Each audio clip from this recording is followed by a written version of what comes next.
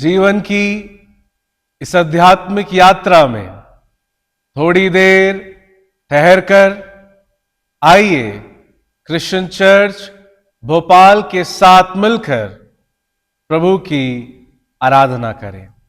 आज हमारे आध्यात्मिक चिंतन के लिए पवित्र शास्त्र का पाठ भाई आशीष जेकब पढ़ेंगे। आध्यात्मिक चिंतन के लिए बाइबल में से मैं पढ़ूंगा व्यवस्था विवरण पहला अध्याय 6वां पद।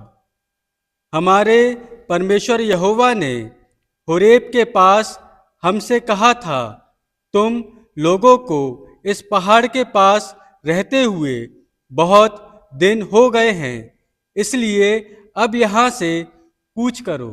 आमीन।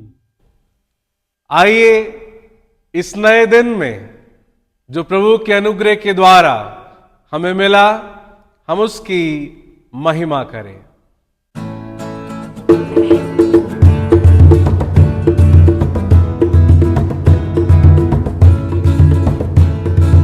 आज का दिन यहोवा ने बनाया है, हम उसमें आनंदित हो, आनंदित हो। आज का दिन यहोवा ने बनाया है, हम उसमें आनंदित हो, आनंदित हो। प्रभु को महिमा मिले, चाहे हो मेरा अपमान। प्रभु को महिमा मिले, चाहे हो मेरा अपमान। वो बढ़े मैं घटूं, रहे उसी का ध्यान। वो बढ़े मैं घटूं, रहे उसी का ध्यान। आज का दिन यहोवा ने बनाया है, हम इसमें आनंदित हो, आनंदित हो। आइए जीवन को नई दिशा देने वाला वचन प्रभु के महान सेवक आदरणीय बिशप डॉक्टर विपिन लाल जी के द्वारा सुने। व्यवस्था विवरण की किताब, उसका पहला अध्याय और 6वां पद हमारे मनन और चिंतन के लिए पढ़ा गया, जहां यूं लिखा है, हमारे परमेश्वर यहोवा ने होरेब के पास हमसे कहा था, तुम लोगों को इस पहाड़ के पास रहते हुए बहुत दिन हो गए, इसलिए अब यहां से कूच करो। ये इस्राएलियों की जीवन की यात्रा के एक पड़ाव के विषय में दिया गया है, जहां होरेब की तराई में करीबन 11 महीने या 1 साल इन्होंने इस स्थान पर बिताया है। अपने 40 साल की मरुभूमि की यात्रा में जो एक 40 स्थानों में उन्होंने डेरा डाला है, इन 40 साल में जीवन की अनेक परिस्थितियों के बीच से इन्हें गुजरना पड़ा है।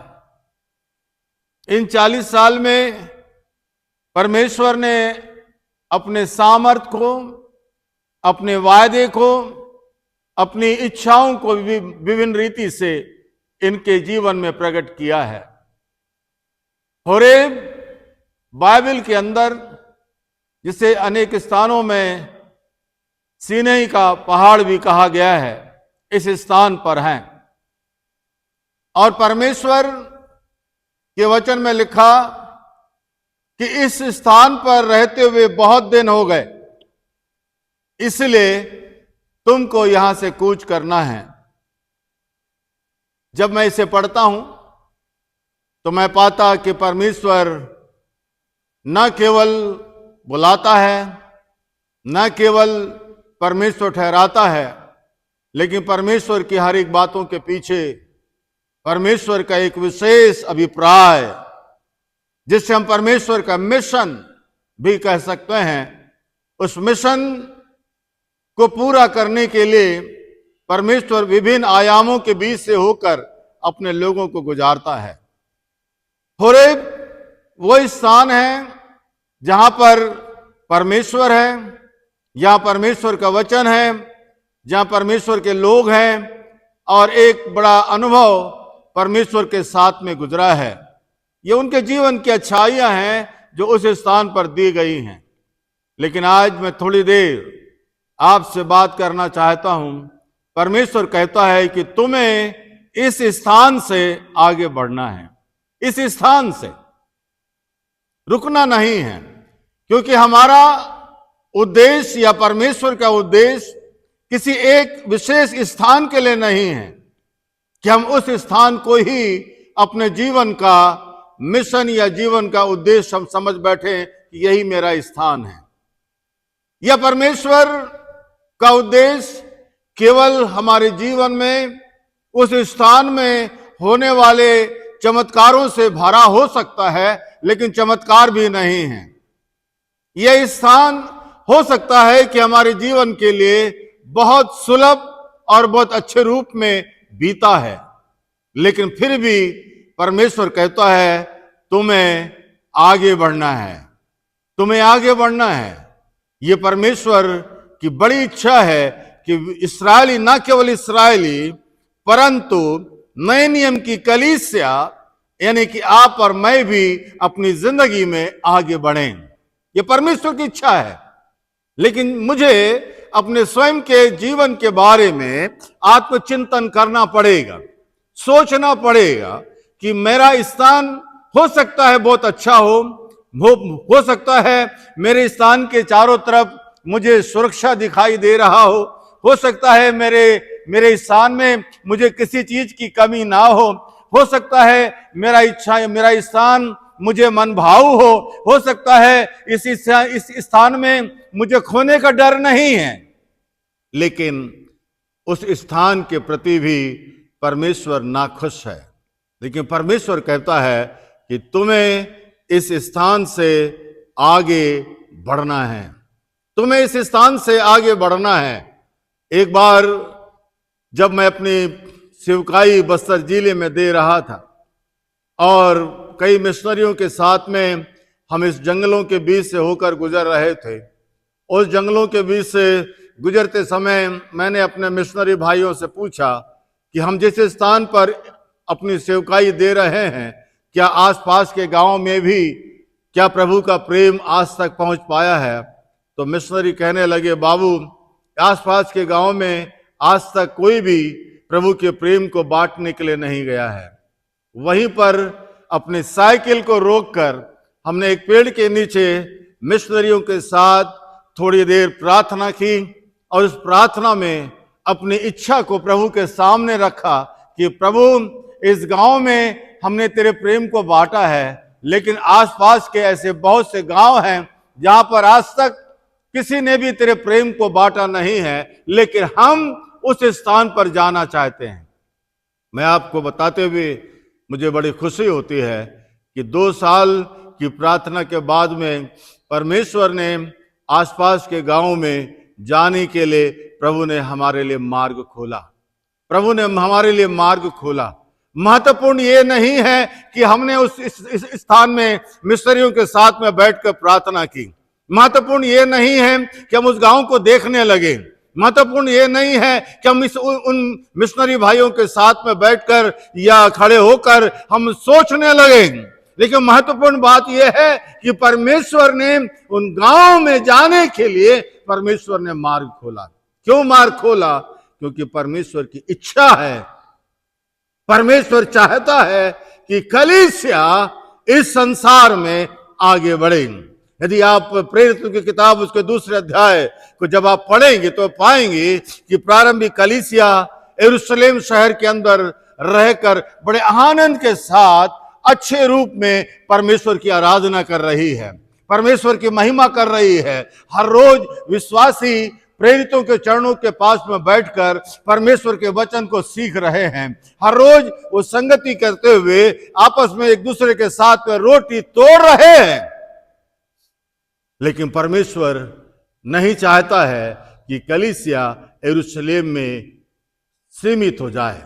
कलीसिया के लिए प्रभु नहीं चाहता है कि यरूशलेम में उनके लिए सारी बातें अच्छी है, उसी स्थान पर रह जाएं।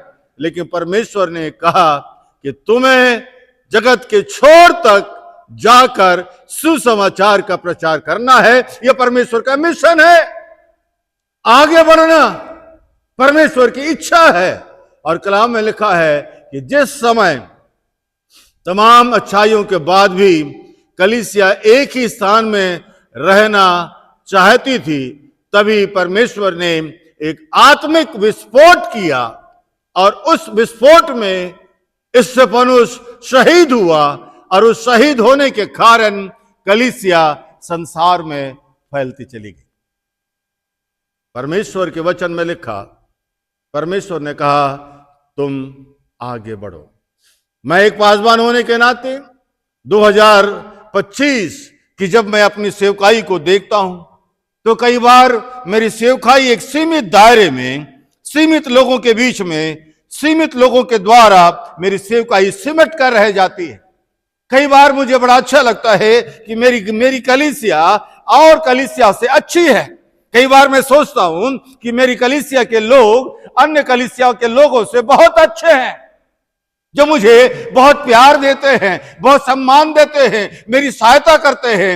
लेकिन फिर भी परमेश्वर का विजन है, परमेश्वर कहता है विपिन तुमको इस हर्षवर्धन सर्किल के चर्च से बाहर निकलकर तुम्हें अपनी सेवाएं देनी है, क्योंकि प्रभु कहता है तुम्हें आगे बढ़ना है। कई बार हमारा प्रार्थना करने का जीवन बहुत अच्छा होता है, लेकिन हमारा जीवन का वो जो समय हम निर्धारित करते हैं उसी समय में हम आनंदित हो जाते हैं। कई बार हम अपने की गई सेवकाई से, चाहे हमारी भविष्यवाणी की सेवकाई हो, चाहे बाइबल अध्ययन की सेवकाई हो, चाहे हमारी चंगाई की सेवकाई हो, या किसी प्रकार की भी सेवकाई हो, हम उसी सेवकाई में अपने आप को ढाल लेते। लेकिन परमेश्वर कहता है नहीं, तुम्हें आगे बढ़ना है। कोई है जो मुझे आगे बढ़ने के लिए प्रेरित करती है।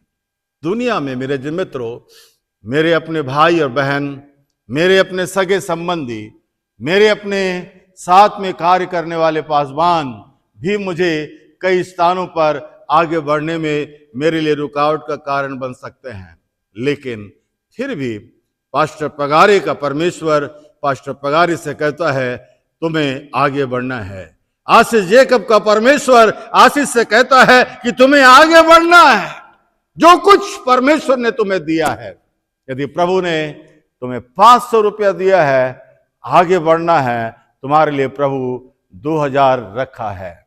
ये परमेश्वर की आशीष है। यदि आप उसके नीचे पढ़ेंगे तो पाएंगे कि परमेश्वर ने आशीषें रखी हैं। उन आशीषों को पाने के लिए प्रभु कहता है तुम्हें आगे बढ़ना। क्या ये मेरे दिल की प्रार्थना है?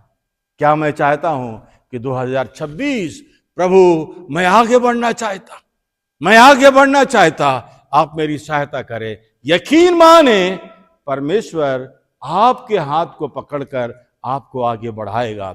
जिस दिन आप परमेश्वर के हाथ को पकड़ेंगे, परिस्थितियों के बदलने से आपका हाथ ढीला हो जाएगा, आप परमेश्वर को छोड़ देंगे। लेकिन जिस दिन परमेश्वर आपके हाथ को पकड़ेगा, दुनिया की कोई भी ताकत आपको आगे बढ़ने से रोक नहीं सकती। आइए प्रार्थना करें। हमारे जीवित प्रभु, 2026 में हम रुकना नहीं चाहते, आगे बढ़ना चाहते हैं।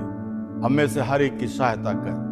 परमेश्वर पिता, परमेश्वर पुत्र, परमेश्वर पवित्र आत्मा हमारी सहायता करे, ताकि हम अपनी कलीसिया अपने ठहराए हुए स्थान में निरंतर आगे बढ़ सके। आमीन।